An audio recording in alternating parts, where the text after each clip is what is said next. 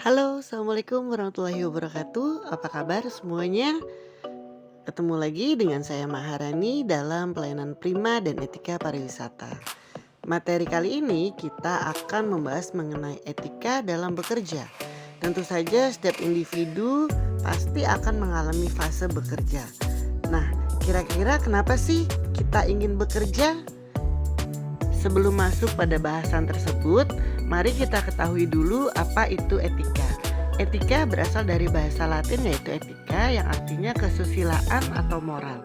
Sedangkan di dalam bahasa Yunani yaitu ethos atau kebiasaan yang baik. Di dalam bahasa Inggris kita sebut dengan ethics yaitu ukuran perilaku yang baik atau tindakan yang tepat atau bermoral secara umum.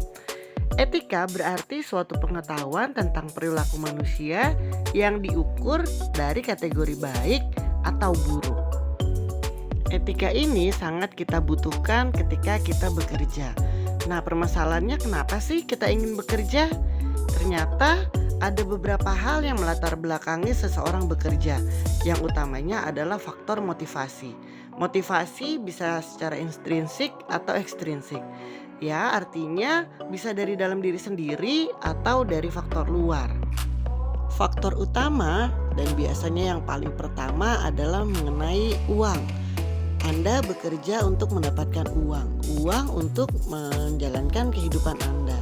Jadi, kebanyakan orang bekerja karena ingin mendapatkan penghasilan. Kemudian, untuk yang kedua, kenapa Anda bekerja, yaitu Anda juga ingin mendapatkan hubungan sosial. Artinya kita sebagai makhluk sosial butuh relasi, butuh kerjasama. Dan yang ketiga, yang paling utama, biasanya setelah Anda mendapatkan penghasilan, kemudian Anda memiliki hubungan sosial yang baik, maka akan ada kebutuhan secara individu untuk mengembangkan dirinya atau untuk mengaktualisasikan dirinya. Karena bekerja kita ingin menghasilkan sesuatu, maka etika dibutuhkan dalam dunia bekerja. Apa itu etika bekerja? Yaitu suatu pengetahuan, panduan atau pedoman perilaku manusia yang dinilai baik dalam aktivitasnya menghasilkan sesuatu. Untuk dapat menghasilkan sesuatu yang baik, maka kita harus menanamkan prinsip dan etika dalam bekerja. Prinsip apa saja? Yang pertama adalah give and take. Ketika kita sudah menjalankan pekerjaan dengan maksimal, maka kita juga berhak mendapatkan sesuatu sesuai dengan pekerjaan kita. Yang kedua adalah tertib dan disiplin. Lalu adil dan jujur. Prinsip selanjutnya adalah menghargai dan menghormati, baik sesama pekerja ataupun semua yang terlibat dalam lingkungan kerja kita.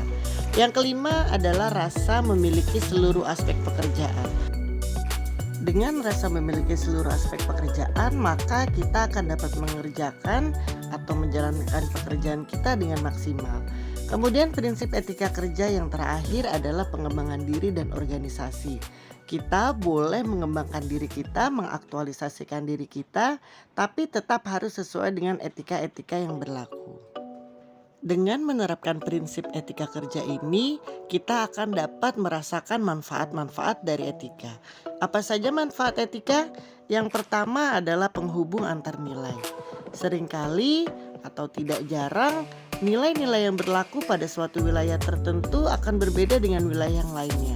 Dengan kita memiliki standar etika, maka bisa menjadi penghubung antar nilai tersebut. Manfaat etika yang kedua tentu saja sebagai pembeda antara yang baik dan buruk. Kemudian yang ketiga, menjadikan individu memiliki sikap kritis. Manfaat etika berikutnya adalah suatu pendirian dalam diri. Ketika kita sadar, ketika kita tahu apa itu etika, apa saja batasan-batasannya, maka kita mampu menjaga diri kita untuk tetap melakukan sesuai dengan norma yang berlaku. Kemudian manfaat etika yang kelima adalah membuat sesuatu sesuai dengan peraturan. Seperti yang kita ketahui, etika jika sudah tertuang pada suatu tulisan atau tertulis, maka kita sebut dengan kode etik. Dan kode etik tersebut harus kita patuhi.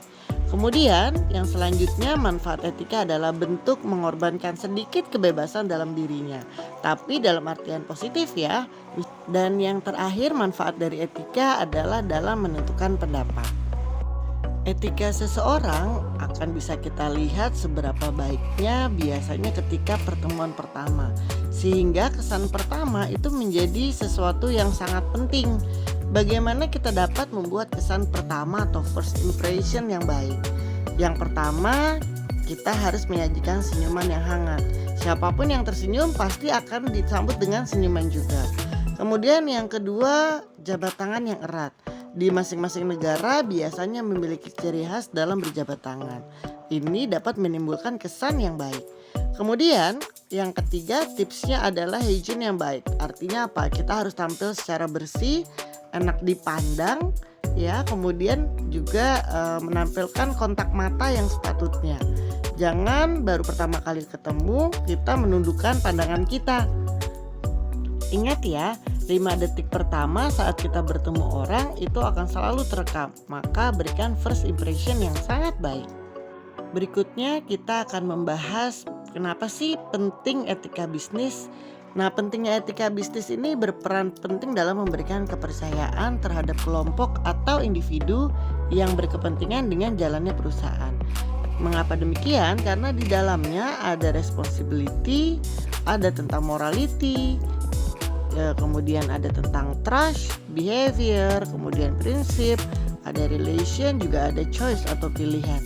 Maka etika bisnis ini menyangkut banyak hal dan harus dijalankan dengan sebaik-baiknya.